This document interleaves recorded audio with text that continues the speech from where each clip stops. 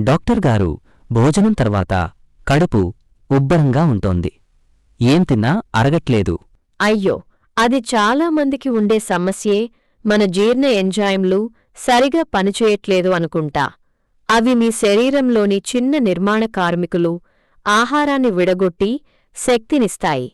వాటిని మేల్కొల్పడానికి ఒక ప్రత్యేక అలారం గడియారం కావాలి. అలారం గడియారమా? అంటే ఏం చెయ్యాలి?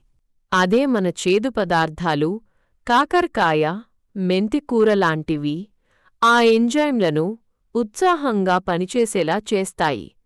అవి మీ కార్మికులను పనిలోకి రండి అని పిలుస్తాయి. అంటే రోజూ కాస్త చేదు తినాలా? ఇది చాలా సింపుల్ కదా. ఖచ్చితంగా. ఈ రోజు నుండి మీ ప్లేట్లో ఒక చిన్న అలారం గడియారం ఉందా లేదా చూసుకోండి. మీ కడుపు కూడా మీకు థాంక్స్ చెబుతుంది.